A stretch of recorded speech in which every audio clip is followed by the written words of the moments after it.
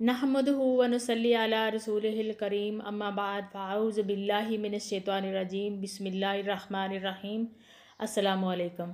मैं हूँ नरगिस आवान और आप देख रहे हैं मेरा यूट्यूब चैनल निजात का रास्ता। परवरदिगार से दुआ है कि हर एक मुसलमान को हर किस्म की मुसीबतों से बचाए और हर एक मुसलमान को सिरात मुस्तकीम पे चलने की तौफीक अता फ़रमाए, नेकी की बात सुनने की तौफीक अता फ़रमाए, उस पे अमल करने की और दूसरों तक पहुँचाने की तौफीक अता फ़रमाए। वीडियो शुरू करने से पहले आप सबसे मेरी गुजारिश है कि मेरे चैनल को लाइक करें, सब्सक्राइब करें, वीडियो को देखें, दूसरों को शेयर करें, दूसरों तक पहुंचाएं, क्योंकि ये नेकी की बात है। दूसरों तक पहुंचा के सदका जारिया हासिल करें। आज की वीडियो जो है वो सदका के बारे में है। नबी अकरम सल्लल्लाहु अलैहि वसल्लम ने कसम खाई और कसम खाकर फरमाया कि मैं मोहम्मद अल्लाह की कसम खाता हूँ कि सदका करने से माल कम नहीं होता, बल्कि अल्लाह पाक उस माल को बढ़ा देता है। सदक़े के बारे में एक और हदीस मुबारका है कि नबी अकरम सल्लल्लाहु अलैहि वसल्लम ने फरमाया, सदका मुसीबतों को ऐसे टाल देती है जैसे दुश्मन के तरफ से आने वाले वार के आगे ढाल आ जाती है। इसी तरह मुसीबतों के सामने सदका आ जाता है। आज हम सदक़े की बात करेंगे। सदक़े के बारे में ये बहुत मशहूर है।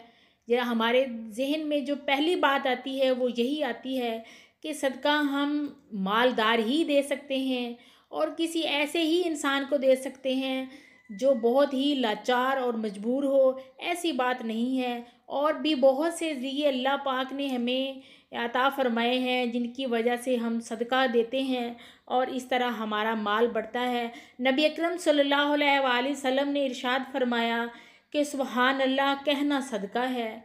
इसी तरह अल्हम्दुलिल्लाह कहना सदका है, अल्लाहु अकबर कहना सदका है। ये एक तस्बीह है जो कि हर मुसलमान को नमाज के बाद लाजमी पढ़नी चाहिए। यूँ समझ लें कि 33 बार पढ़ा हमने सुबहान अल्लाह है, 33 बार पढ़ा अल्हम्दुलिल्लाह है और 34 बार पढ़ा अल्लाहु अकबर, तो हमारी तरफ से कितना ज़्यादा सदका हो गया। और इस तस्बीह के बारे में और भी बहुत सी रवायात हैं, वो किसी और वीडियो में बयान करूँगी। इसी तरह ला इलाहा इल्लल्लाह कहना भी सदका है, नेकी का हुक्म देना भी सदका है, बुराई से मना करना भी सदका है, बीवी के हकूक़ को पूरा करना भी, जो कि इंसान की ज़रूरतें हैं उनको पूरा करना भी सदका है। ये रिवायत सैयदना अबू ज़र की है। एक दूसरी रिवायत में है अस्तगफिरुल्लाह कहना सदका है। रास्ते से हड्डी, पत्थर और कांटेदार कोई भी ऐसी चीज़ जो दूसरे इंसानों के लिए, दूसरे मुसलमानों के लिए रुकावट बन रही हो, हटा देना, रास्ते को साफ़ करना भी सदका है। अंधे को रास्ता दिखाना भी सदका है। गूंगे और बहरे को उसकी बात समझा देना ताकि उसको अपनी ज़रूरत का पता चल सके, ये भी एक सदका है। नावाकिफ़ को जिसको रास्ता मालूम ना हो उसको सही रास्ता भी बता देना, ये भी एक सदका है। इसी तरह ऐसे शख्स को जो मदद के लिए पुकार रहा हो, उसकी मदद को जाना और उसकी मदद करना भी सदका है। जैसे कि ये आम सी बात है, सब हजरात कहते हैं, सब यूट्यूबर्स कहते हैं हमारे चैनल को लाइक करें, सब्सक्राइब करें और हमारी सपोर्ट करें। तो ये जो सपोर्ट है, ये छोटी सी सपोर्ट जो है, ये भी एक सदका है। इसी तरह के तमाम काम जो भी इंसान आपको किसी अपनी मदद के लिए कहता है, छोटी से छोटी मदद जो है वो भी एक सदका है। इसी तरह तीसरी रिवायत में है कि जिसकी नज़र कमज़ोर हो उसको रास्ता दिखा देना सदका है, अच्छी बात सदका है। फिर एक रिवायत में आता है कि किसी भाई की किसी भी किस्म की मदद करना, किसी भी काम में उसकी मदद करना भी सदका है। इसी तरह प्यासे को पानी पिला देना भी सदका है, बेशक वो 2 घूंट ही क्यों ना हो, ये भी एक सदका है। रास्ते में कोई भी चीज़ जो इंसान मुसलमानों के लिए परेशानी का बायस बन रही हो, हटा देना सदका है। और बीवी को खाना खिलाना भी सदका है। इसी तरह बच्चों की परवरिश जो कि वालिदैन के ज़िम्मे है, बच्चों की परवरिश करना भी, अच्छे तरीके से परवरिश करना भी, ये भी एक सदका है। और अपने खादम को, अपने नौकर को उसकी सैलरी के अलावा, उसकी तनख्वाह के अलावा कोई भी चीज़ देना, कोई भी उसके साथ अच्छा सलूक करना, ये भी सदका है। इसी तरह खाना खाना हर इंसान की अपनी ज़रूरत है, लेकिन अगर वो इस नीयत से खाना खाता है कि मैं खाना खाने के बाद मेरे जिस्म को तवानाई मैसर होगी और मैं जहाद के लिए तैयार रह सकूँगा और दुश्मनों के मुसलमानों के लिए सुकून का समा मुहैया कर सकूँगा, इबादत जो है वो बड़े खुशू खुजू के साथ अदा कर सकूँगा, ये तमाम अगर बातें ज़हन में हो तो इंसान का खाना खाना भी जो कि उसकी अपनी जिस्मानी ज़रूरत है, ये भी एक सदका है। देखें अल्लाह पाक ने हम मुसलमानों पे कितनी अपनी रहमतें की हुई हैं, कितनी नवाज़िशें की हुई हैं कि हमारे छोटे छोटे जो काम है, जो अखलाकियात की दायरे में आते हैं, वो ना सिर्फ हमारे अखलाक को बेहतर करते हैं बल्कि हमारे लिए एक सदका भी है। इसी तरह किसी मुसलमान को मुस्कुरा कर खुश होकर मिलना भी सदका है, किसी को सलाम में पहल करना भी सदका है, अपने डोल से पानी निकाल कर, ये तमाम जो बातें मैं बता रही हूँ ये नबी अकरम सल्लल्लाहु अलैहि वसल्लम के बताए हुए सदक़ात हैं जो मैं आप लोगों से शेयर कर रही हूँ।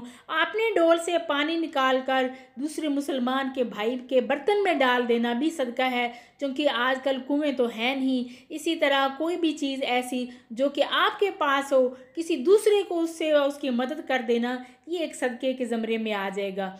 इसी तरह 3 दिन जो है वो तो मेहमान की खिदमत करना, उसकी तवाज़े करना, उसको खिलाना तो ज़रूरी है, लेकिन 3 दिन के बाद अगर आप मेहमान का खाना खिलाती हैं, उसकी तवाज़ा करते हैं, उसकी खिदमत करते हैं, मेहमान नवाजी करते हैं, तो ये बाकी की जो अयाम होंगे वो सदका होगा।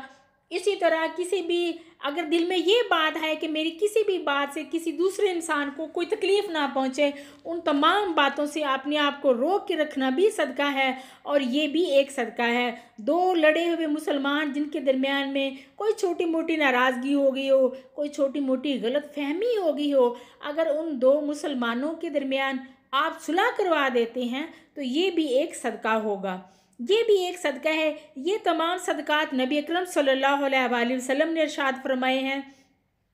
इसी तरह किसी इंसान को रास्ते में चलते हुए अपनी सवारी पर बैठा लेना और जहाँ तक मुमकिन हो सके उसको ले जाना, ये भी एक सदका है। अगर किसी मुसलमान भाई के पास सामान ज़्यादा है और वो उठा के अपनी सवारी पे लादने से कासर है, तो आप उसकी ये मदद कर देते हैं कि वो अपना सामान उठाकर अपनी सवारी पर लाद सके, रख सके, तो ये भी एक सदका है। इसी तरह नमाज के लिए घर से निकलना और आपके हर कदम आप नमाज की तरफ, मस्जिद की तरफ जाने वाला आपका हर कदम भी सदका है। इसी तरह नेकी का हर काम सदका है, रोज़ा रखना सदका है और हज करना सदका है, उम्रे की अल्लाह पाक अगर तौफीक दे तो ये भी सदका है। इसी तरह कर्ज़ अगर कोई ज़रूरतमंद है वो आपसे कर्ज़ तलब करता है तो उसको कर्ज़ दे देना, क्योंकि वापस भी ले लेना होता है, लेकिन जब तक आप कर्ज़ देते हैं ये भी एक सदका है। और जो वो वादा करता है कि फ़लाँ मोहलत के बाद मैं आपको पैसे, ये कर्ज़ के पैसे लौटा दूंगा, कर्ज़ जो है वापस लौटा दूंगा, लेकिन वो मुद्दत ख़त्म होने के बाद वो अगर पैसे नहीं लौटा सकता, आप उसको मज़ीद टाइम दे देते हैं, तो बाकी का दिया हुआ तमाम टाइम जो है ये भी आपके लिए तमाम पैसों के हिसाब से सदका होगा।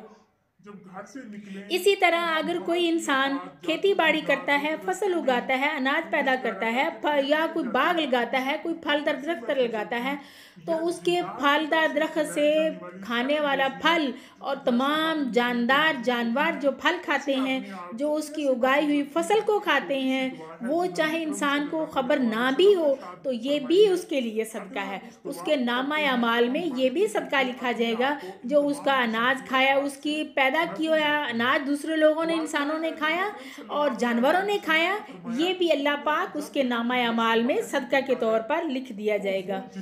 ये देखें कि सदका कितना बड़ा, ये हमारे छोटे छोटे अमल हैं जो कि सदका के ज़मरे में आते हैं। इसी तरह किसी मुसलमान को सलाम करना ये भी एक सदका है, और किसी मुसलमान अगर कोई आपके साथ लान तान करता है और आपके साथ बुरे तरीके से से पेश आता है, आप खामोश रहते हैं और सब्र व तहम्मुल से काम लेते हैं, दरगुज़र करते हैं, तो ये भी एक सदका है। इसी तरह किसी को माफ़ कर देना, अगर किसी ने इल्ज़ाम तराशी की, आपकी तज़लील की, आपने उसको माफ़ कर दिया और लड़ाई नहीं की, तो ये भी एक सदका होगा। ये सदक़ात की बहुत सी सूरतें हैं। इसी के साथ ही मैं इजाज़त चाहती हूँ, इजाज़त दीजिए। अल्लाह हाफ़िज़। दीन के साथ जुड़े रहें। अल्लाह हाफ़िज़।